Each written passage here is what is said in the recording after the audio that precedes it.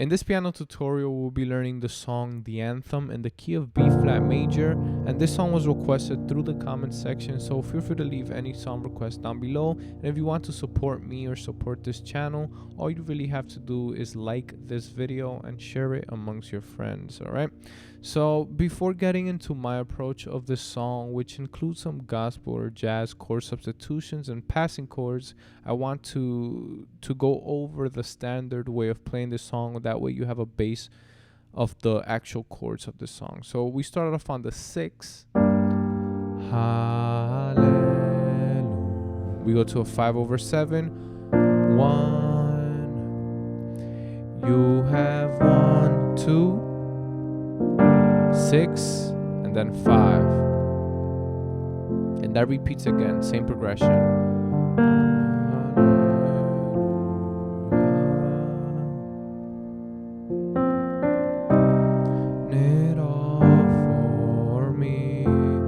The next progression goes from a 4 to a 6 to a 5.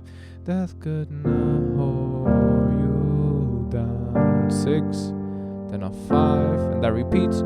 You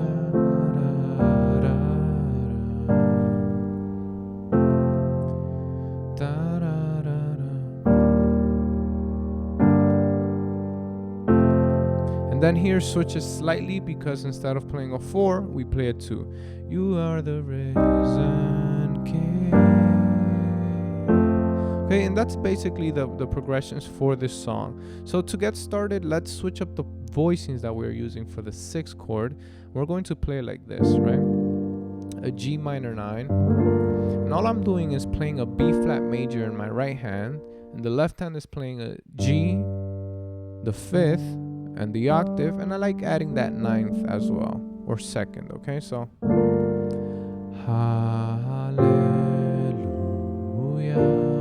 Then for the 7th chord, which is actually a 5/7, right? We're playing a 5 over that 7, and then we're filling up the rest of that F major chord, right?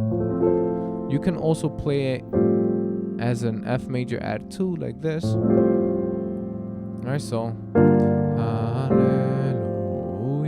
Then we get to the 1 chord, just a B flat major or B flat major add 2. And then in order to keep up with the melody, I like going back to the 7 and then the 1 to get to the 2, right? The melody goes, you have 1. So I'm adding chords to those notes. You have 1, the victory. And what I played there was a 2, which is just a C minor 9. Same format as this G minor 9 that we did before, only that we're playing an E flat on the right hand and a C minor or a C sus2 in the left hand, right? You have 1, the Here we're playing a G minor 11th, right?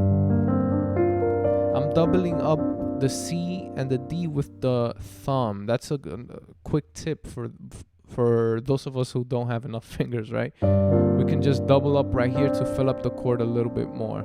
So, and then we're back to that 5 chord, okay?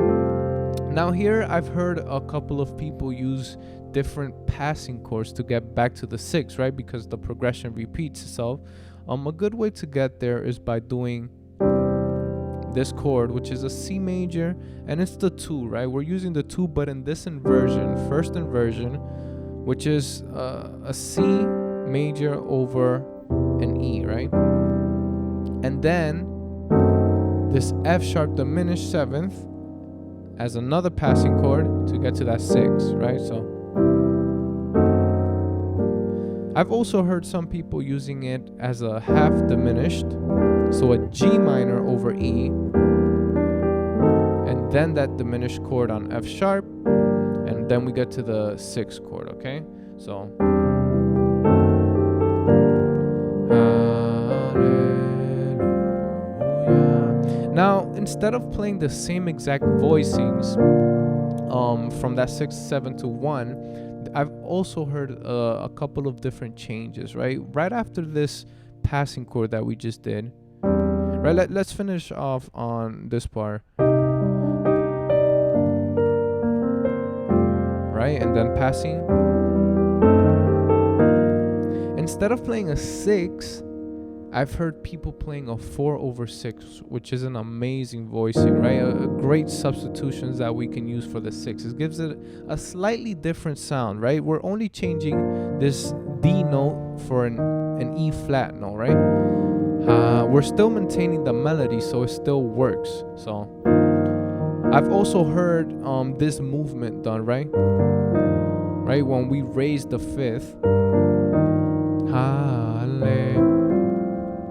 Right, a different type of way of playing it. So we play a 4/6, then we're this regular 7 that we did before, but instead of going to the 1, we play this chord, right, which is a G major over B, or a 6, but in major. But something to keep in mind, we're still maintaining this melody, right?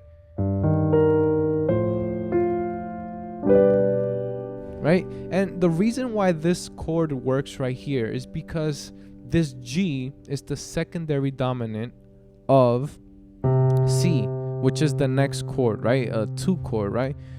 Hallelujah.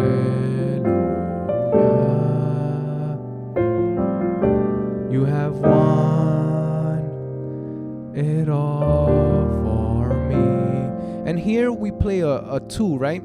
But there's also another substitution that we can do. So far we've changed the 6 for a 4/6. We kept the 7, but the 1 we changed it for a 6 as well, but in major. Now instead of playing a 2, we're going to play a flat 7, but in this voicing. Very similar to what we did to this 6, where we raised the 5th. We're going to raise the 5th here, and it makes it a flat 7 chord, right? An A flat over C in this case. So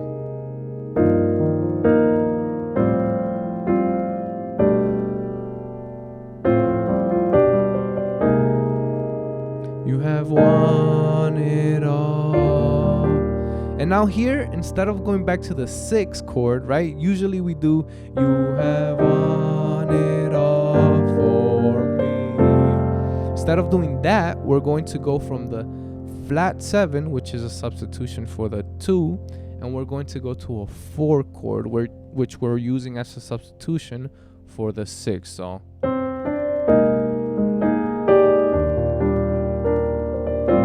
and then instead of going to the 5, we can use the 7 as a substitution for the 5, right? So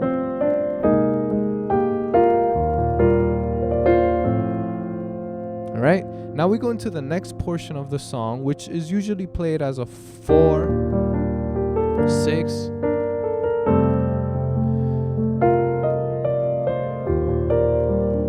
So let's first focus on those chords. So we finished off, you have won it all for me. We can use this 3 as a passing chord to get to the 4. Death could not hold. And I like playing this 4 as a major 7/13 chord, only to maintain that melody note right here. Then a 6 like this, and then a 5.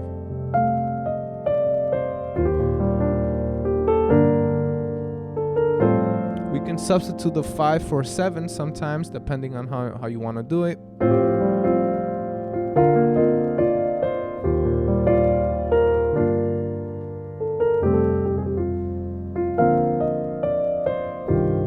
Then a 2 chord.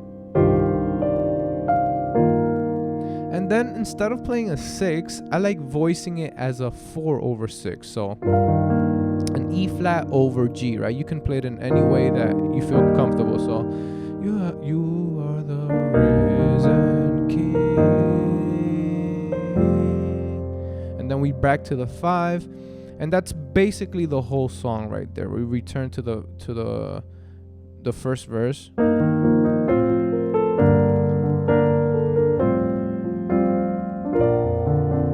then we continue from there, right? So what I want to do now is play the whole song uninterrupted. That way you get a better understanding of how it sounds. I may include some different changes, so hopefully you're able to learn something extra from this part of the video.